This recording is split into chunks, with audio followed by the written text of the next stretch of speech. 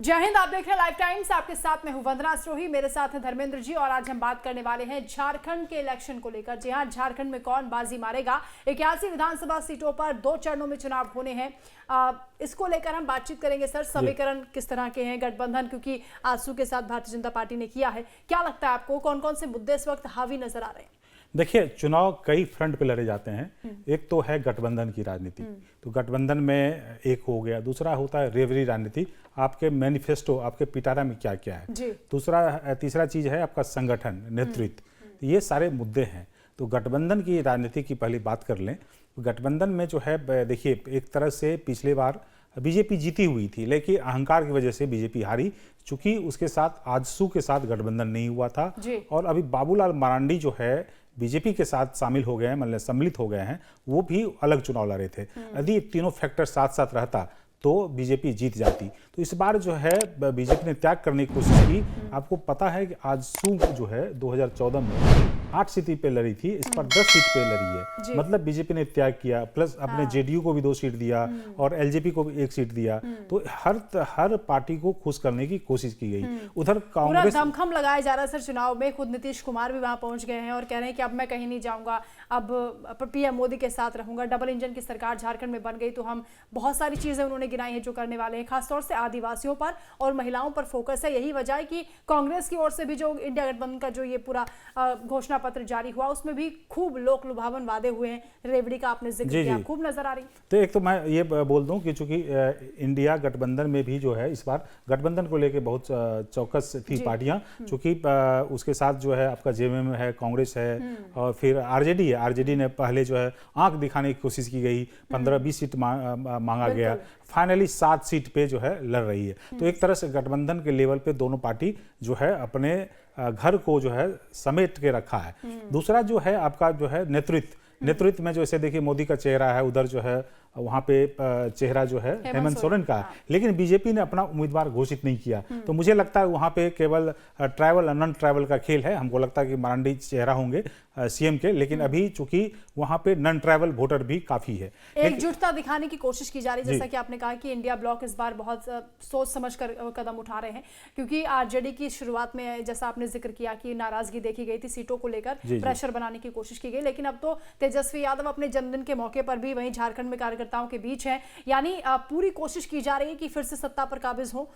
हाँ, देखिए, ये तो जंग ऐसा होता है कि लाख कोशिश की जाती है, पूरी शक्ति लगाई जाती है, पूरा तामझाम होता है, पूरा जो है सारे समीकरण, सारे घोड़े खोल दिए जाते हैं। चाहे वो आदिवासी का मुद्दा हो, नॉन आदिवासी का मुद्दा हो, चाहे रेवरी राजनीति हो, चाहे जो हिंदू मुस्लिम की राजनीति हो। लेकिन बात जो है, चूंकि अभी के कंटेक्स्ट में आप देखेंगे होंगे कि केजरीवाल ने रेवरी राजनीति की शुरुआत की थी और बीजेपी जो है पिछले बार रेवरी राजनीति में पीछे रह गई थी। जैसे कि आपको छत्तीसगढ़ हो गया और मध्य प्रदेश हो गया, राजस्थान हो गया, तो लगा बीजेपी को हम हार जाएंगे और हार ही गई। तो एक तरह से फिर बीजेपी को लगा कि अब रेवरी राजनीति पर समझौता हम कब तक करें, चूंकि सरकार खोते जा रहे हैं। तो बीजेपी भी जो है रेवरी राजनीति पे आ गई है, उसी रेस में आ गई। हरियाणा में हमने देखा उसका फायदा भी हुआ बीजेपी को, और इसीलिए महाराष्ट्र में भी सेम चीज वो लेकर आ रहे हैं, झारखंड में भी बहुत सारी वही बता रहा हूं। तो देखिए कि जो मध्य प्रदेश में स्थिति खराब थी तो लाडली बहना की योजना आ गई। अब क्या किया है कि अब सबको लग रहा है कि महिला एक बड़ा जागरूक वोटर होती है, ज्यादा टर्न आउट होता है, तो उसको फोकस करने की हर पार्टी कोशिश की जा रही है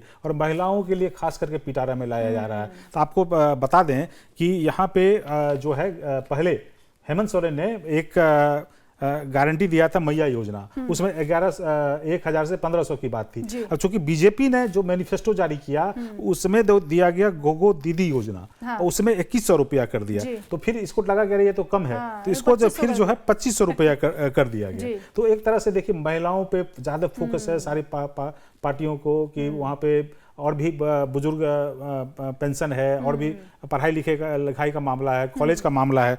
उसके बाद नौकरी का जो देखिए सबसे बड़ा मुद्दा होता है नौकरी, बेरोजगारी, महंगाई। नौकरी में भी जो है बीजेपी बोल रही है 3 लाख नौकरी देंगे, 5 लाख जो है हम ऐसे जो है सरकारी नहीं, 3 लाख सरकारी या 5 लाख जो है जनरली जो प्राइवेट या दूसरी चीज होती है उसमें नौकरी देंगे। इसने जो है इंडिया गठबंधन ने बोला 10 लाख हम नौकरी देंगे, भले पूरा होना हो अलग बात है। उसके बाद 15 लाख का स्वास्थ्य बीमा, जो आपको पता है कि वहां पे जो स्वास्थ्य योजना जो मोदी सरकार का है उसमें 5 लाख दिया जाता है, तो 15 लाख की भी जरूरत नहीं पड़ती है, लेकिन लगता है कि इसमें जो है पूरा खोल दिया जाए पिटारा।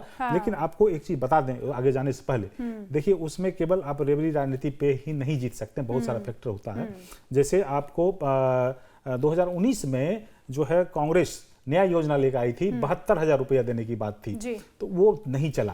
फिर अभी जो लोकसभा चुनाव में 1 लाख रुपया देने की बात आ रही थी। इवन यूपी में जो है आपका जो है वो फॉर्म भराया गया था बजाते, लेकिन कांग्रेस की सीटें बढ़ी और बीजेपी की सीटें घटी, लेकिन कांग्रेस बहुत पीछे रह गई। तो ये जरूरी नहीं है कि आप केवल रेवड़ी योजना, उसमें भी होता नेतृत्व, चेहरा कौन है, निर्णायक नेतृत्व कौन होता है, वो बड़ा फैक्टर होता है।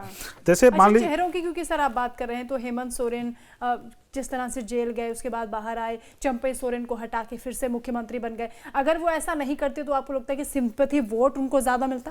देखिए ऐसा कुछ थंब रूल नहीं है, डिपेंड करता है कि नेता अधिक मजबूत हो और दूसरा विपक्ष कैसा है। अब तो केजरीवाल जब आए थे लोकसभा चुनाव के पहले, तो ये था कि अरे केजरीवाल जेल में से आए हैं, सिंपैथी वेव हो जाएगा। इवन कि कांग्रेस और आम आदमी के गठबंधन के बाद भी वहां पे एक भी सीट नहीं मिली थी, और केजरीवाल जब रिहा हुए थे और वहां पे फिर प्रचार किया हरियाणा में, एक भी सीट नहीं मिली। अब बड़ा दिलचस्प क्या होता है, सिलेंडर की राजनीति, बीजेपी ने सिलेंडर की राजनीति शुरू की थी, तो सिलेंडर तो वो मुफ्त में दे ही रही है। अब जो है उधर से बोला गया कि हम जो है रक्षाबंधन दीपावली में एक्स्ट्रा 2 सिलेंडर देंगे, ठीक है, जो रिबेट दिया जा रहा पैसा हम दिया जाएगा।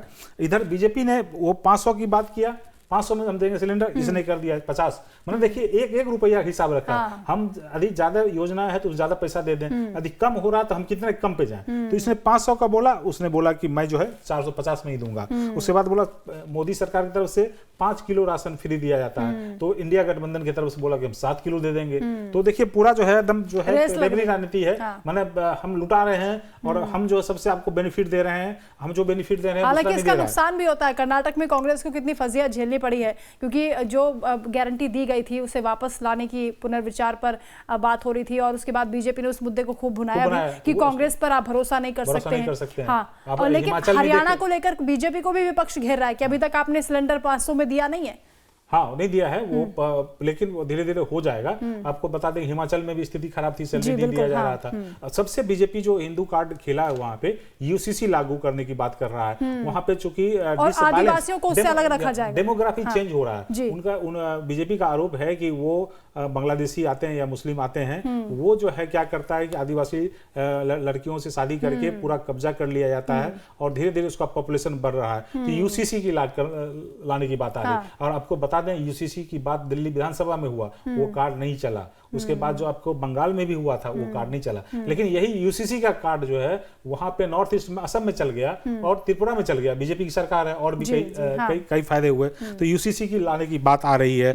उसके बाद कई नेता तो एनआरसी की भी बात कर रहे हैं, वहां पर खूब एनआरसी की बात हो रही है। एनआरसी की बात चूंकि एक हिस्सा है एनआरसी, यूसीसी एनआरसी, हालांकि उसमें ये कोशिश की जा रही है यूसीसी लाएंगे लेकिन आदिवासी को उसमें हम सम्मिलित नहीं करेंगे। अब जो है इंडिया गठबंधन की तरफ से जो है 1932 के खतियान के आधारित जो है ना उसको जो है ये दिखाया गया है कि किसका जमीन है, उस हिसाब से उसको वेटेज दिया जाएगा। लेकिन बीजेपी का भी जो है आदिवासी का मैं बता ही दिया, बेरोजगार लोगों को 2000 प्रति माह देने की बात है। फिर वृद्ध और विधवा दिव्यांगों को 2500 रुपया देने की बात है। मातृ सुरक्षा के नाम पे जो है 6 पोषण किट और 21,000 रुपया देने की बात है। 1 रुपये में 50 लाख की संपत्ति महिलाओं के नाम पर रजिस्ट्री कराने की बात है, ठीक है। फिर लेकिन इधर जो है इंडिया गठबंधन की तरफ से एक गारंटी दी जा रही है कि गारंटी समाज न्याय की एसटी को 28%, एससी को 12%, ओबीसी को 27%। ये भी जो है जातिवाद वाला फैक्टर की हम जो है पहले जाति जनगणना कराएंगे, फिर जिसकी जितनी आबादी है उस हिसाब से उसको जो हम आरक्षण देने की बात करेंगे, गारंटी। उसके बाद जो है एमएसपी धान पे जो है किसानों को 3200 रुपया देने की बात है। और अन्य कृषि उत्पाद में 50% जो है एमएसपी वृद्धि कराने की बात है। उधर से भी जो है 70 वर्ष ऊपर बुजुर्गों को जो है 10 लाख रुपये तक का मुफ्त इलाज यहाँ पे भी केंद्र सरकार में कर दिया था। तो एक तरह से रेबरी राजनीति है ही, लेकिन मेन जो है इसमें समीकरण करेगा, चूंकि आदिवासी में जो है जेएमएम का बहुत पलड़ा भारी है और इसीलिए उसने तोड़ने की कोशिश मुझे की लगता है कि ये इलेक्शन बहुत दिलचस्प होने वाला है सर, क्योंकि हरियाणा में पूरी उम्मीद विपक्ष लगाए बैठा था, खासतौर से इंडिया ब्लॉक की बीजेपी को हरा देंगे, लेकिन ऐसा वहां पर हो नहीं पाया। झारखंड में बीजेपी के लिए भी ये नाक का सवाल बन गया है कि वहां पर कैसे जीत हासिल की जाए।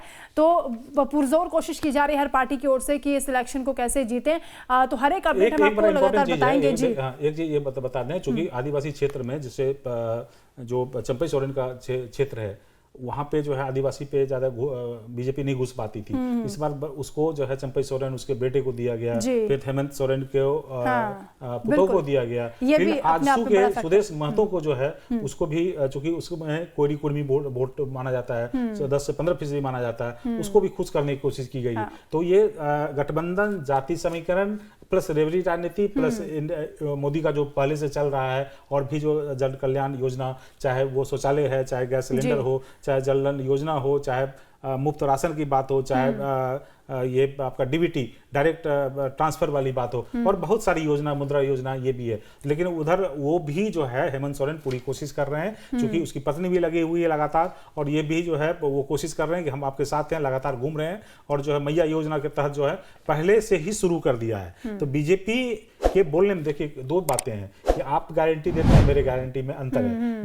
मैं कितना जो है कमिटेड आदमी हूँ, मैं कितना ब्रांड हूँ, ये जनता को बताने की कोशिश की जा रही है। आप बोलेंगे मैं बोलूंगा, दोनों में अंतर होता है। तो आपने मार्केट में या वोटरों में या देश में आपने कैसी छवि बनाई है, तो उस पर निर्भर करता है। क्योंकि वहां पे भी देखिए कि आपको बताया 2019 में राहुल गांधी ने काफी कोशिश की, नहीं चला, अभी भी कोशिश की थी, बहुत 1 लाख रुपया देने की बात नहीं चला। लेकिन डिपेंड करता है कि वहां पे बीजेपी की कमजोरी है, तो अभी सीएम चेहरे का घोषणा नहीं हुई है। हालांकि छत्तीसगढ़ में भी ऐसे हालात लग रहे थे कि बीजेपी हार जाएगी, लेकिन वहां पर भी बीजेपी ने अच्छा परफॉर्म किया था और सरकार बनाई।